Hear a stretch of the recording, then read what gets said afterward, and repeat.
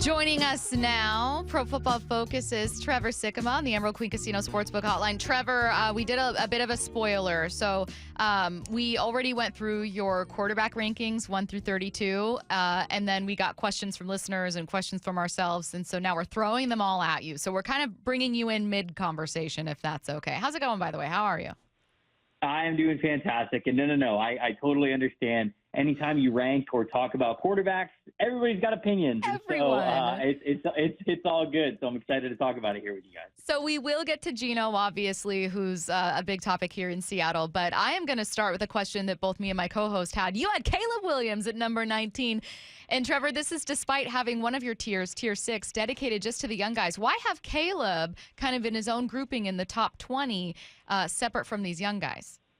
Yeah, there's kind of, there's a couple of ways that you could do these exercises. The first one is to look at rookies who I totally understand have not played it down yet in the NFL. And you could say, okay, we're going to put all the rookies at the end of this list because we're ranking all 32 starters. And that's just kind of the caveat that we're going to start this exercise with. And if anybody out there were to do that, I have no pushback against them. The NFL draft even is such an uncertain thing. You never know who's going to make it or who's not, whether you're the number 1 overall pick or the very last pick. But that being said, I'm a draft guy. I'm the lead draft analyst at PFF. You can't fight it.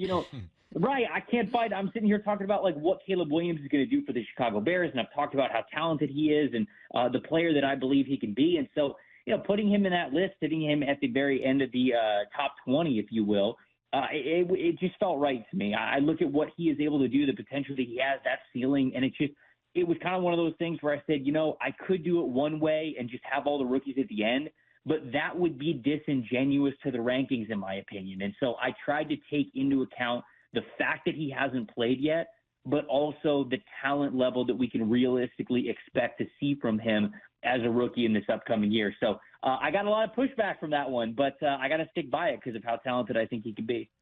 Man, I wish that we were really good friends and we lived next to each other. That's adorable. Because we would be going at it with this list. I mean, this is like such a great conversation. This is the conversation that anyone who likes sports and likes football, they're going to have, right? And you putting it out there is awesome because, of course, you're going to get met with all this pushback. So I'm not even pushing back. I just have questions because I want to get into your mind and how you see these guys. I think Stacey and I both love that you put Pat Mahomes by himself. Ain't nobody touching Pat Mahomes. It's him, and then there's nobody else. I think where it gets a little fuzzy for me, at least, is just in the tier 4, the melting pot of starters. And I look at a guy like Brock Purdy, and you have him at 13, and I go, all right, what does he see in Trevor Lawrence and Jordan Love that puts them in front of Brock Purdy, even though Brock has had more success with his team on the field?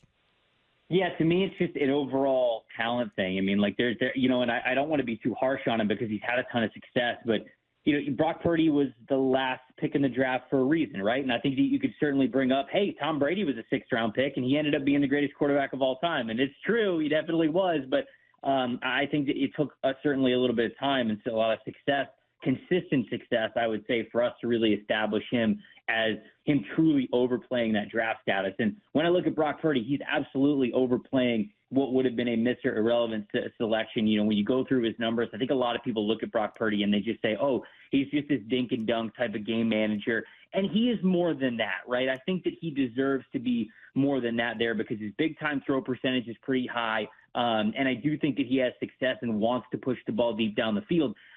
Every time I watch him play, I see his success, but I also see his limitations. I look at how the talent level that is around him, and it's so tricky when you try to take these players away from their environments. But you look at the 49ers, and it's the most quarterback-friendly setup I maybe have ever seen, from the tight ends to the wide receivers to the running backs to the offensive line to the play caller to the general manager himself to the defense behind him. Like, it's truly one of the most quarterback-friendly setups that I've ever seen. And so I'm actually pretty confident about having him at number 13 because, to me, I think that gives him credit for what he has done already, while also understanding there are guys who have higher talent ceilings who are above him right now. But let's not get it twisted.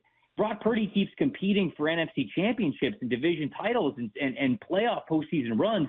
yeah, you're going to start to have to put him a lot higher on this list. And so that is kind of where I view him right now. And I think there are a lot of other people who look at Purdy and would say that he should be, early 20s or something like that because of the lack of maybe overall talent he has compared to some of these other players. But to me, putting him at 13 above some of these other guys is a nod to respect to what he's been able to do. And obviously, if he keeps continuing to do it, he's going to continue to climb up this list.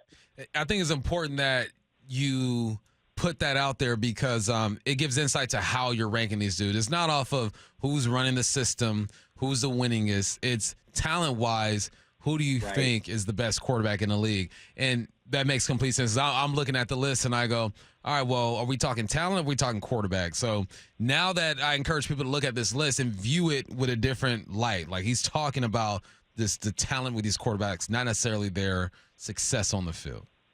Yeah, and I think that Jared Goff's another example of that, right? I've had plenty of conversations with Lions fans over the last week since I put out this article with Jared Goff being at 16, and they're like, how in the world could you rank a player like Jared Goff, who has been as successful as he has been with the Lions, at number 16? And you go, well, the way that I walk through this is I try to evaluate talent as much as success. And yes, talent is a subjective thing. And anytime that's the case, like you said, it's a couple of buddies getting together saying, there's no way this guy's better than this guy. And you have a lot of fun back and forth conversations. But like when you look at Jared Goff, he's another player who's in a very friendly situation. Really good wide receiver core, certainly a great wide receiver to throw to. And I'm on Ross St. Brown, good running backs to hand the ball off to, one of the best offensive lines in the NFL, really good head coach, really good play caller in Ben Johnson. And again, I don't want to take anything away from Jared Goff, but let's face it, when you dive into the numbers for him, when we try to individualize or separate him from all of the surrounding talent that he has,